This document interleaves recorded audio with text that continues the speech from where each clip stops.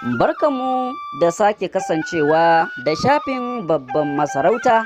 Hakika yau muna ɗauke da wani babban maudu'i wannan mu saba kawo muku masu mahimmancin gaske. Hakika wannan maudu'i yana da matuƙar mahimmancin gaske ta ɓangaren ma'aurata. Akwai wasu alamomi masu yawan gaske wanda idan ka ga matarka tana nuna maka waɗannan alamomi ya nuna ba ka iya gamsar da ita ta fiskar jima'i. Idan matarka tana da waɗannan ɗabi'u ba ka gamsar da ita a lokutan jima'i kenan.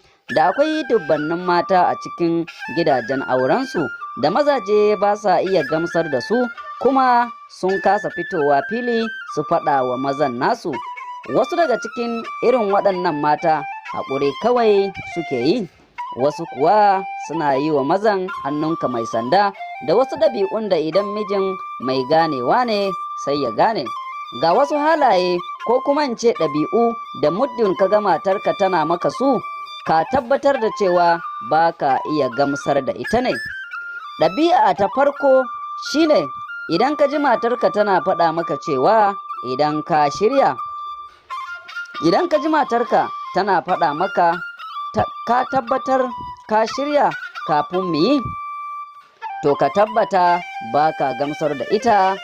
A nan tana nuna maka ne kada baka shirya ba kuma ka ce sai kun yi. Manufar shiri shine ko da jiko ko shan magani ko ƙarin kuzari ne to ka samu ka yi. Don haka magidanta sai a kula da wannan kalmar da take ɗauke da saƙo a cikin sauƙi. Sai alama ta biyu kuma idan ka ji matarka tana ce maka rashin yin kukan daɗi da sumbatu a ɓangaren jima'i.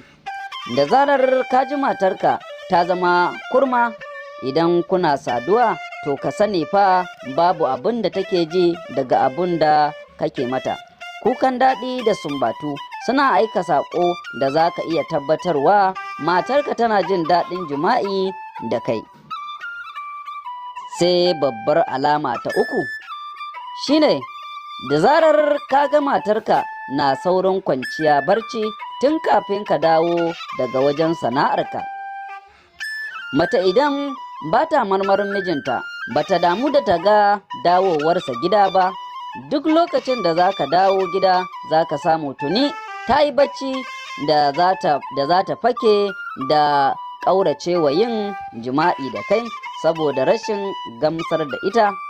Mace idan tana samun yadda take so a wurin jima'ince wajen mijinta, tun da magariban fari take sheƙa kwalliyar jiran mijinta, kuma duk jimawar da mijin zai yi zai same ta idanuwanta tangaran tana jiransa ya dawo.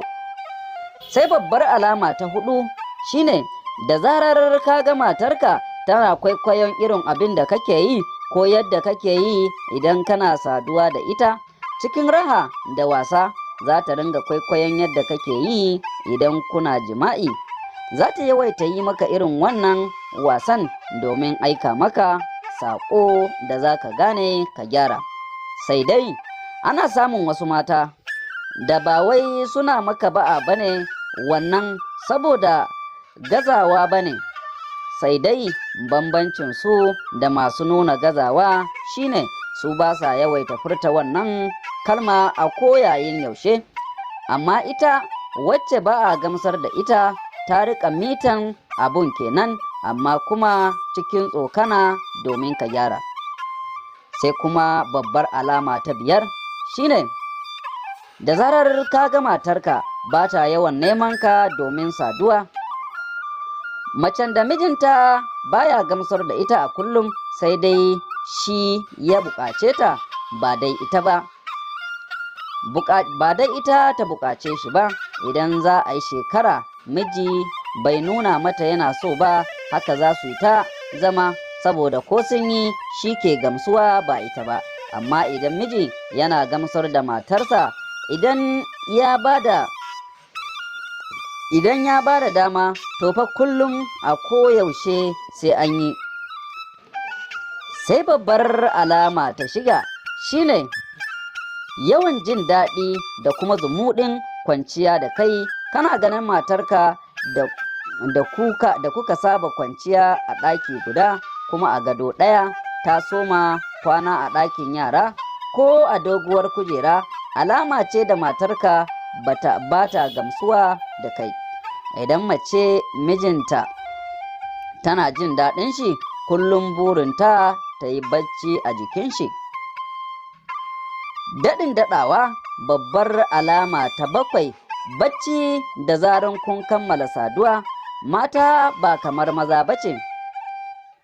Ita mace idan ta ciyu, ƙwayoyin halittanta suna ƙara mata kuzari ne, hakan yasa duk lokacin da ma'aurata suka yi jima'i, mace ke saurin tashi ta bar namiji, amma fa idan ta gurzu da kyau. Idan kuma jiƙa-jiƙa aka mata, kasala hakan ke sa ta, tare da kuma baƙin cikin wannan abun a cikin sauƙi sai bacci ya kwashe ta. Sai dai kuma wasu matan akasin hakan ne suke, idan sun ciyu ba sa ma iya tashi, amma dai a likitance mace idan ta samu ci mai kyau a lokacin da take ƙara samun kuzari kenan. Sai kuma babbar alama ta 8 shine duk lokacin da ka ji matarka na yawan cewa ba ta da lafiya da zaran yamma ta yi. Idan matarka ba ta jin daɗinka kuma ta san za ka neme ta, yamma na yi za ta fara kukan rashin lafiya domin kaucewa yin jima'i da kai. Amma idan mace na jin daɗin jima'i da kai ko ba ta da lafiya, ba ta so ma mijin ya sani saboda kada ka tausaya mata. Sai babbar alama ta 9. Babbar alama ta 9 shine baka shawaran ka samu magani. Da yake mata sun san ciwon basur yana rage wa maza kuzari. Idan matarka ta raina ƙoƙarinka, za ta soma baka shawara ka nemi maganin basir. Wasu matan ma da kansu suke zuwa su nemo jiko su kawo wa mijin da suka fahimci yana da ragwanci ko kuma lalace a ɓangaren saduwa. Sai kuma babbar alama ta 10, wacce ita ce cikon ta ƙarshe, wacce yake da zaran ta tashi da wuri.